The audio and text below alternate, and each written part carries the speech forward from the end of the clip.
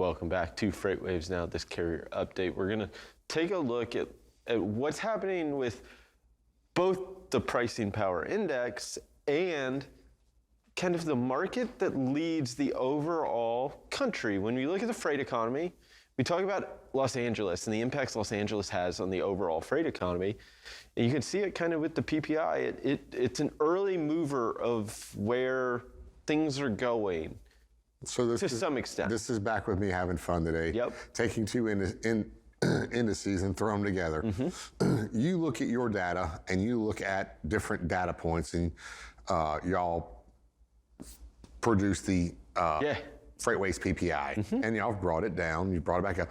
Now this is over a year. Yeah, it's very slow moving. You don't want to make a rash decision moving it. We did move it one time very quickly, but we quickly realized that, okay, this trend isn't going to hold. But maybe not. So I throw this up against the LAX volumes. Now, LAX does kind of control the U.S., but not always. You got Chicago and whatever else. But if you look at the volumes in LAX, it seems like when they go down, our economy weakens, or the freight economy weakens. Mm-hmm.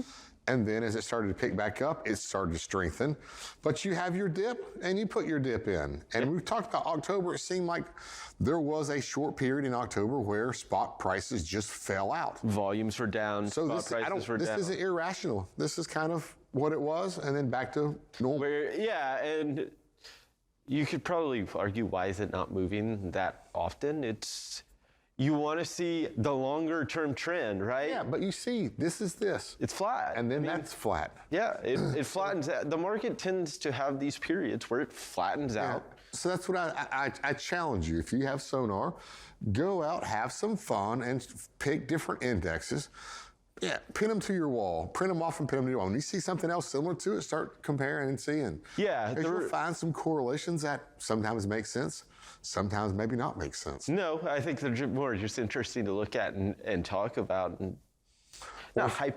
if you don't understand why it doesn't make sense, go out and find out why. Or find out if it is something that actually goes together or it's not. Because there are things in the natural world that correlate, but doesn't mean they have any relationship at all. They just end up lining up close to each other because, especially in freight, the impacts that drive them are the same, but the way it affects each of the indexes might be very different, right? And you have a couple other ones in here that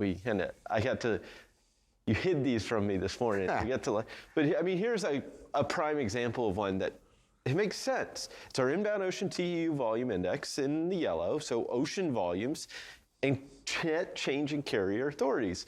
When demand goes up, you see an increase in carrier. This is demand way upstream. Yeah, this is future demand domestically, and we're talking 6, 8, 10, 12 weeks in advance. So I thought this was, I would have thought this might have been over here a little bit. Yeah. But it wasn't. But you have to remember, domestic freight demand picked up at the same time that ocean demand was picking up back in 2020.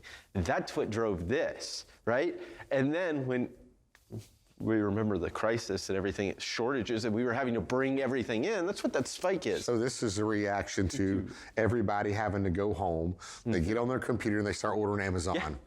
And then, and because you remember during this time, the direct boat from China to the West Coast was 17 days. Yeah. It dropped the daytime because they were sailing straight because they were full. Yeah. Yeah, and so you see the demand cycles upstream, and you see the impacts that it eventually. So I got a question. We don't have much time left. We see ocean volumes picking up, carrier authorities going upward. Now I see ocean volumes picking up. Now I ran these numbers, my very first chart. Yeah. It said if we keep this average, which was 453, it's going to take 6 years to erase out what we gained here. Now, do we need all this? Maybe not. Maybe put us back to here. But if this continues to grow, is this going to lower this average? I think it slows down the exits, which is the concern, is that 6 years. like if we slow the exits, it can lengthen that tail that we have. The difference is, I don't think that's necessarily the case. Well, if we gain volumes, that'll help burn up capacity too. Yeah.